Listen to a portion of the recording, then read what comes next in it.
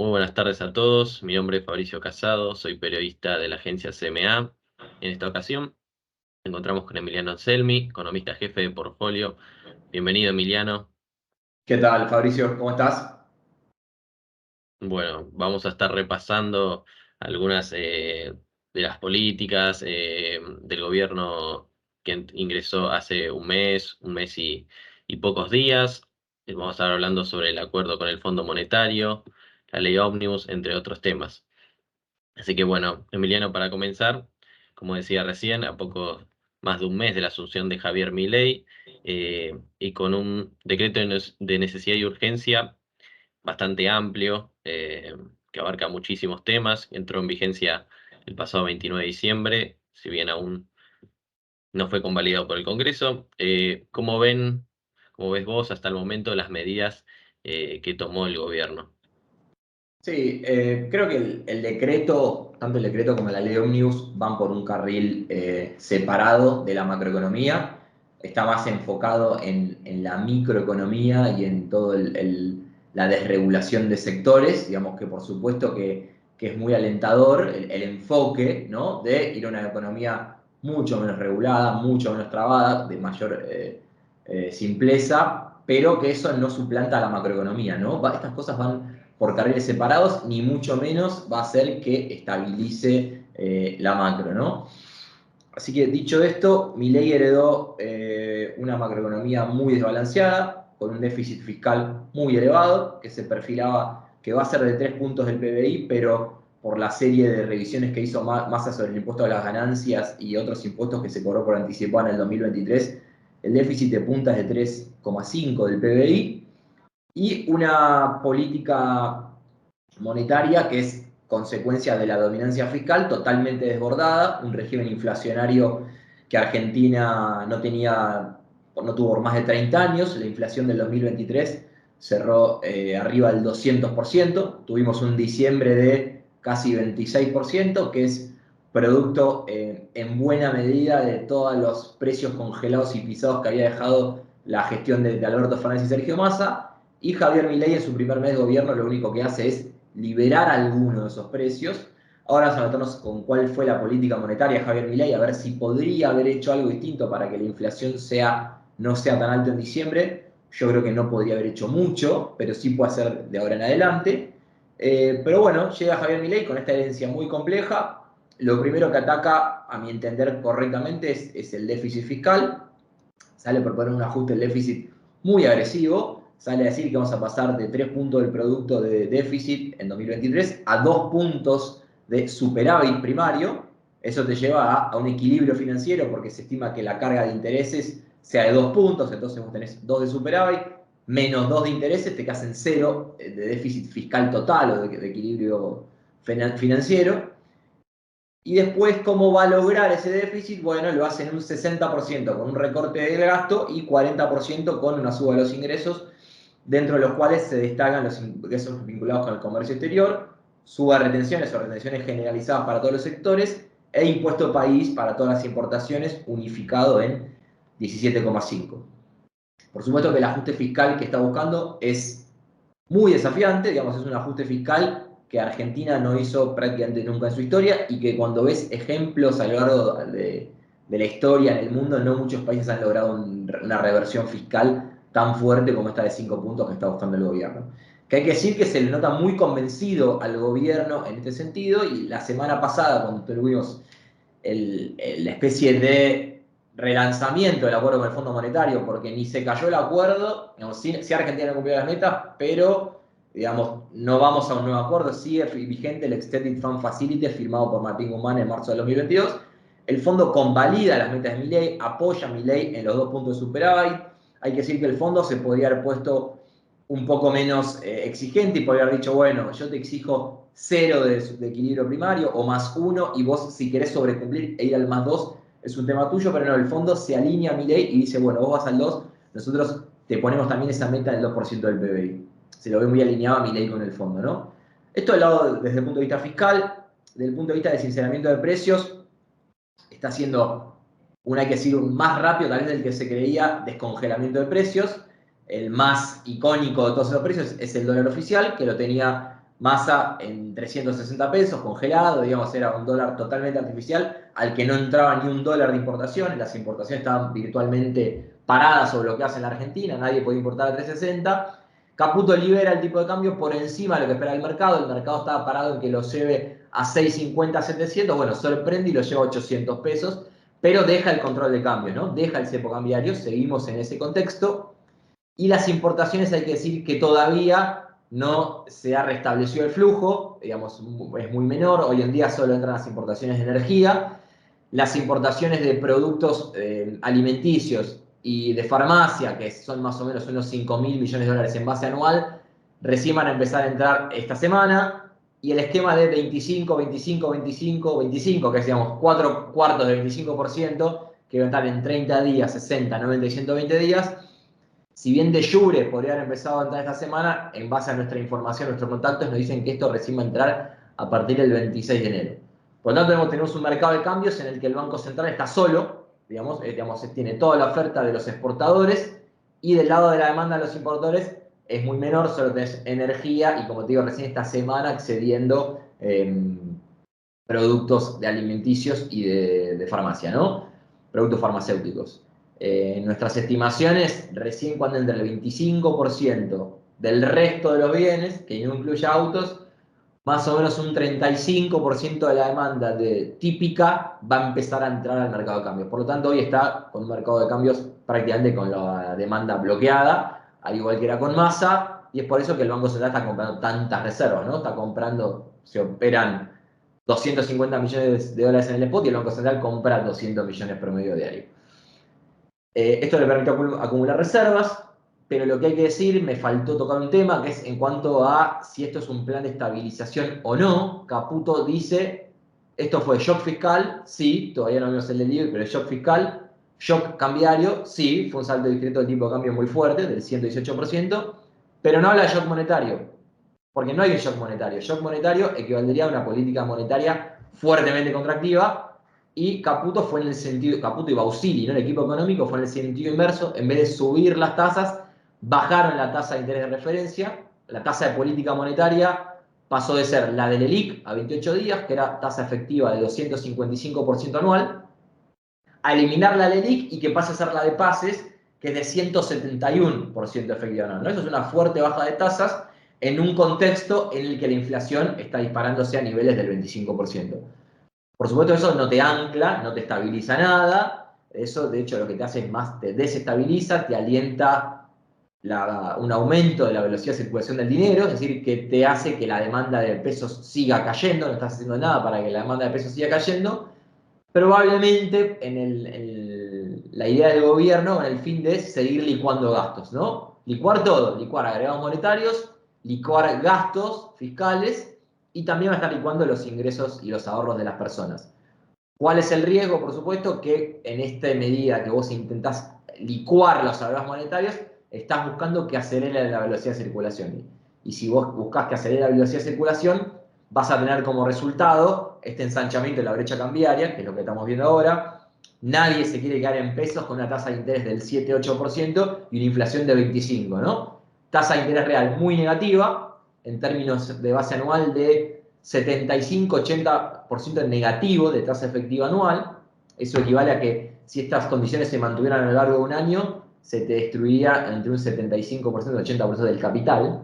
Entonces, en ese contexto, nadie quiere quedarse en pesos haciendo tasa y todos buscan refugio en el dólar, y es por eso que vemos esta fuerte suba del CCL en el último mes y este ensanchamiento de la brecha cambiaria a niveles ya cercanos al 60%. Algunos colegas entienden que esta es la etapa inicial, que es la de ajustar, que sea un ajuste real del gasto, favorecido por la inflación, y que más adelante, en algún momento del segundo trimestre, viene la etapa de estabilización.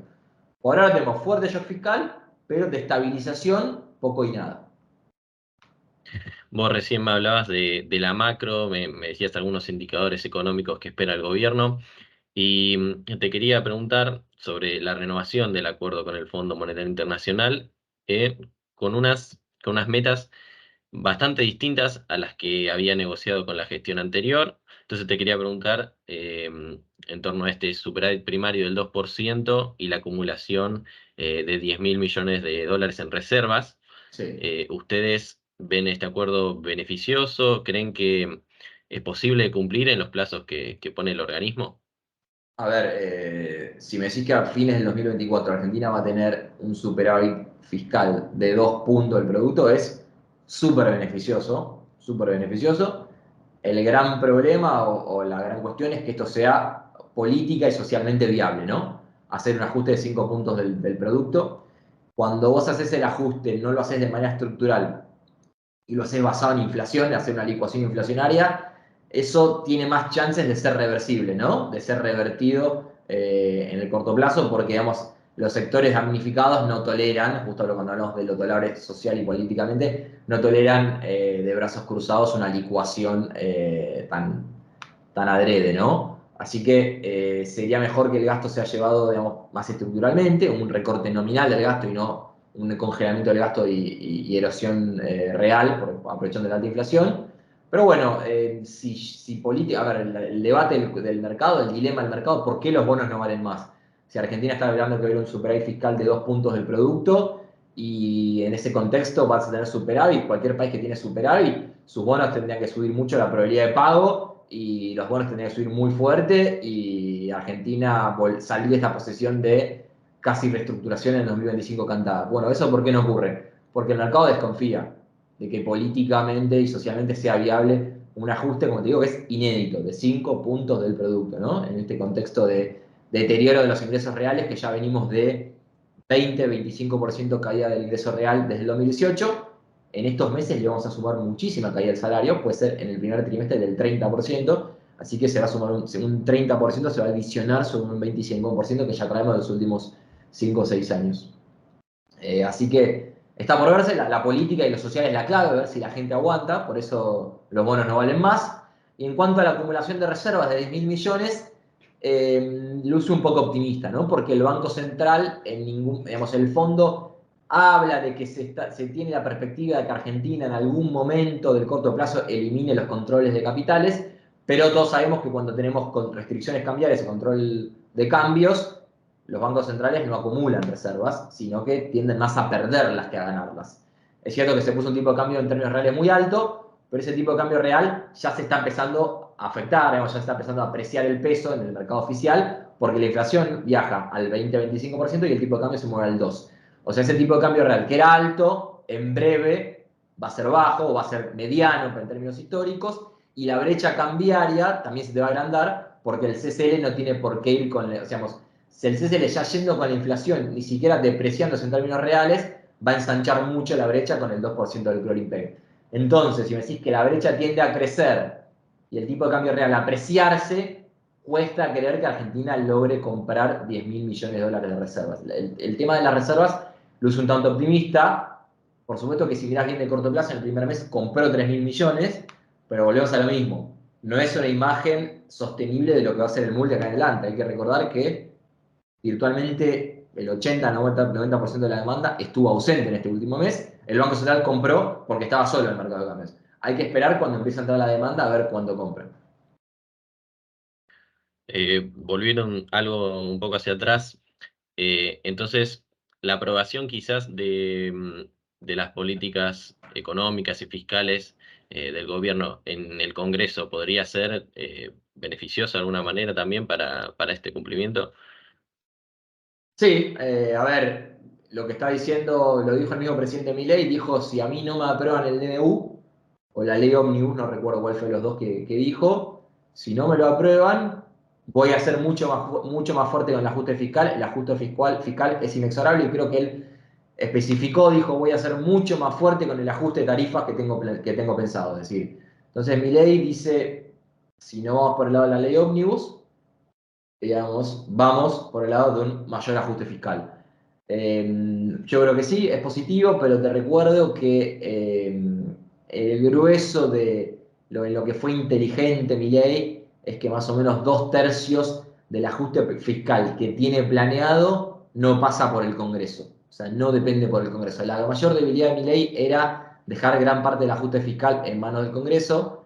Hay una parte que sí está en juego, que es el tema del ajuste de las jubilaciones y pensiones, que es lo que se está discutiendo ahora. Mi ley propone un recorte de 0,4 del PBI, porque va a ser un cambio en la fórmula. Bueno, la oposición está batallando, no quiere dar el brazo a torcer, no quiere ese ajuste en la fórmula, no quiere un cambio en la fórmula y este ajuste por decreto hasta encontrar una nueva fórmula. Eso se puede trabar, pero cuando vas a ver el resto del ajuste fiscal, Milei se encargó de que la mayoría quede en manos del Ejecutivo y no a merced del Congreso.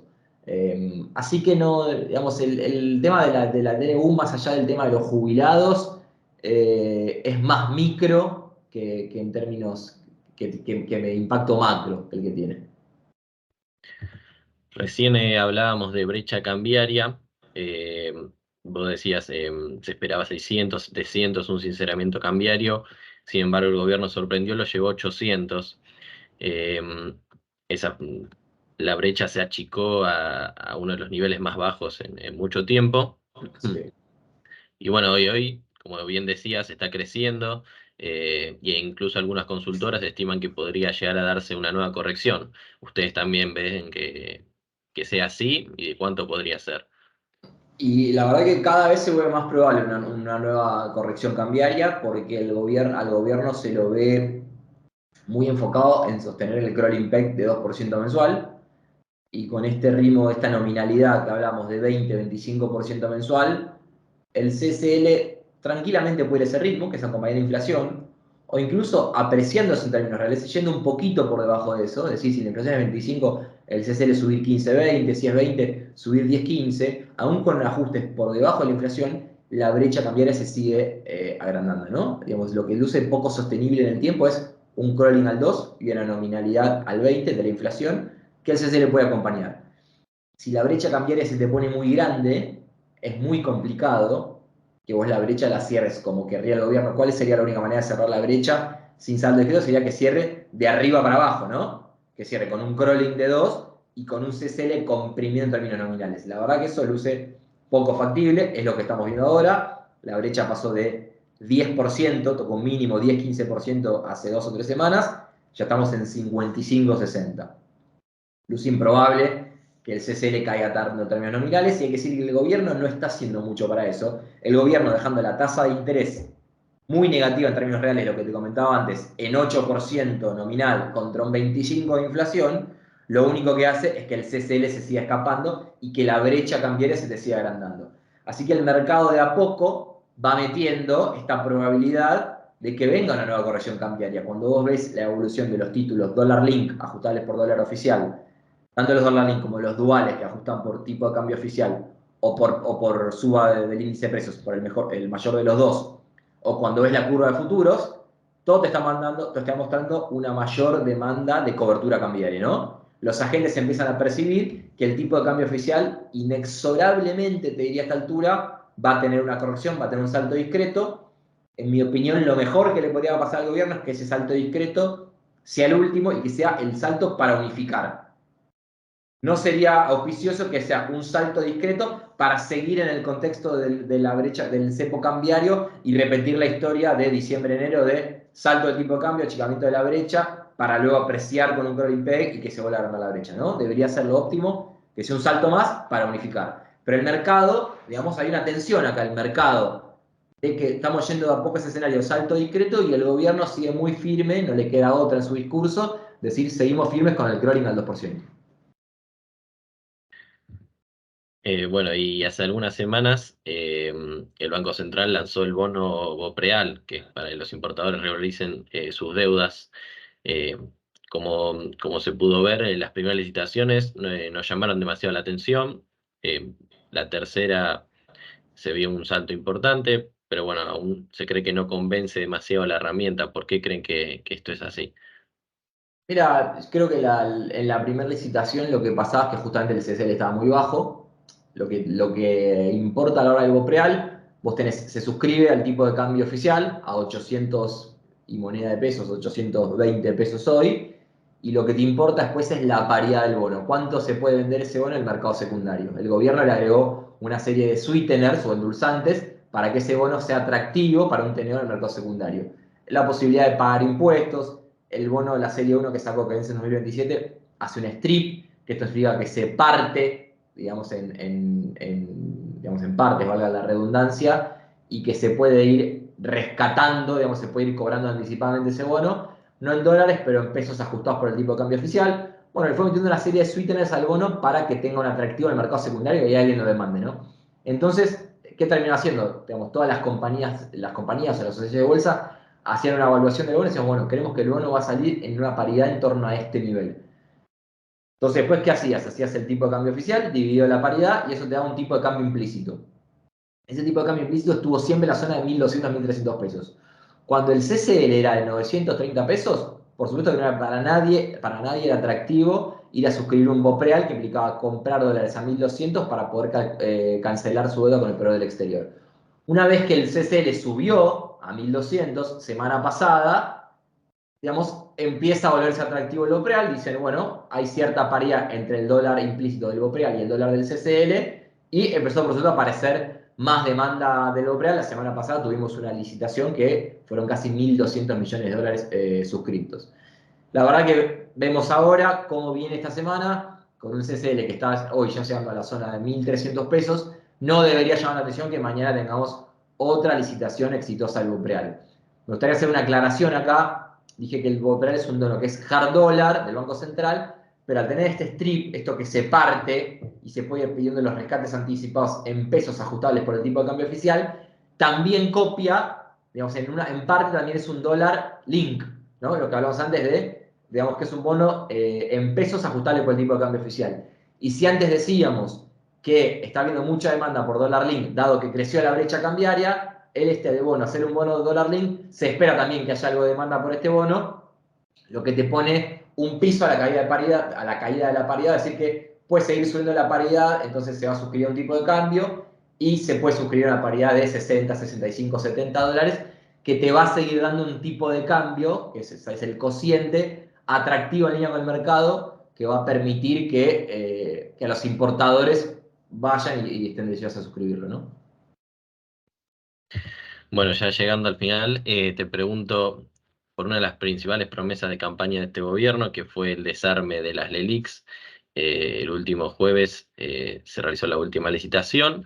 Sin embargo, ya no son LELIQs, ahora son pases pasivos. ¿Cómo evalúan esta estrategia que tomó el gobierno y si cambió algo en relación a la situación que fue tan criticada, ¿no? Sí, en tema de las LELIQs nunca estuvimos muy en línea o no entendíamos mucho el reclamo del presidente que hablaba del problema de las LELIQ. Las LELIQ, digamos, es deuda del Banco Central, que es el activo de los bancos, ¿no? Activo de los bancos, las LELIQ desaparecieron por una decisión de política monetaria del Banco Central, y ahora el Banco Central en su deuda no tiene más LELIQ, tiene pases. Tiene pases y ahora los bancos todo lo que tenían LELIQ, ahora prácticamente lo tienen en pases. Lo que importa a la hora, digamos, de la liquidez son los agregados monetarios, que los agregados monetarios es la suma del circulante en poder del público más los depósitos de la gente. Depósitos que tienen distinta duración, ¿no? Tenés caja de ahorro y cuenta corriente que son a un día y tenés plazos fijos que son a 30 días.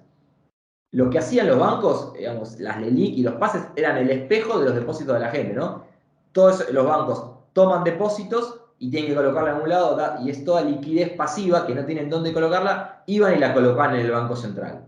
Entonces ahí, digamos, creemos que el problema, digamos, lo que enfocaba el presidente, no entendemos bien, es qué vas a hacer con las LELIQ. Fíjate, lo pasaste a pases pasivos y los agregados monetarios no cambian. Los agregados monetarios, bueno, de hecho están creciendo por otros factores, pero por el tema de las LELIQ, todo lo que estaba colocado todos los depósitos que toman los bancos, dejaron de estar colocados en LELIQ y ahora están colocados en pases.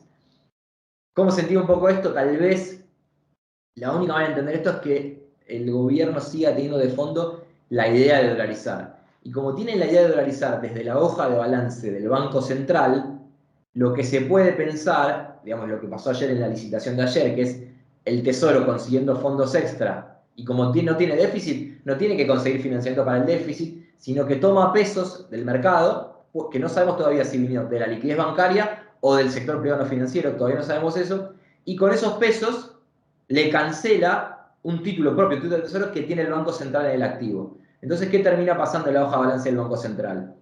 Baja pases y baja bonos del tesoro que tiene el activo, ¿no? Se llama que se achica la hoja de balance del Banco Central. ¿Cuál puede ser el fin de eso? Dolarizar. Al fin y al cabo del día, si vos querés sanear el Banco Central o dolarizar desde la hoja de balance del Banco Central, tenés que hacer que el Banco Central quede sin pasivos y quede sin activos, ¿no? Entonces, toda esa deuda está pasando al Tesoro.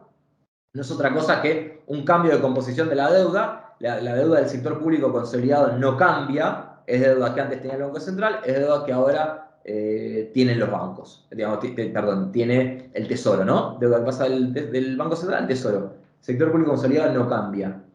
Los agregados monetarios, es lo que hablamos ayer, vamos a la licitación de ayer, si los fondos provienen del sector bancario, los agregados monetarios no cambian. Del lado del activo del banco, tiene en su pasivo, tiene cuenta corriente, caja de ahorro y depósito, el depositante no se entera qué hace el banco con esos pesos. El banco agarra y dijo, no tengo más pases, y ahora voy y me coloco en un bono del tesoro. Distinto es que los pesos, digamos que en la licitación de ayer, hayan sido suscriptos directamente por el sector privado financiero. En ese caso, el tenedor de un plazo fijo le da los pesos al tesoro y el tesoro los deja guardados en el Banco Central. Y ahí sí cambian los salarios monetarios, ahí sí se achican los salarios monetarios porque hay un agente del sector privado que tenía un plazo fijo que no lo tiene más y tiene un bono. Y el bono no cuenta, no es parte de los agregados monetarios. En ese caso sí se están absorbiendo pesos. Pero volviendo al tema de las LELIC, de los bonos del tesoro, de los pases, lo que creemos es que el Banco Central, digamos, que el gobierno de fondo, de mediano o largo plazo, sigue de fondo un poquito con esa idea de dolarizar y sigue queriendo achicar la hoja de balance del Banco Central, que es achicar los pasivos, las LELIC o pases, y achicar los activos, que es lo que vimos ayer con el Tesoro, cancelándole bonos de su propiedad al Banco Central, bonos que el Banco Central tiene en su activo. Bueno, espectacular, Emiliano. Entonces, con esta pregunta damos cierre a la entrevista de la agencia CMA. Desde ya, Emiliano Anselmi, economista jefe de Portfolio, muchas gracias por estar con nosotros y seguramente nos vamos a encontrar más adelante. Dale, bueno, cuando quieran, Fabricio, un gusto, ¿eh?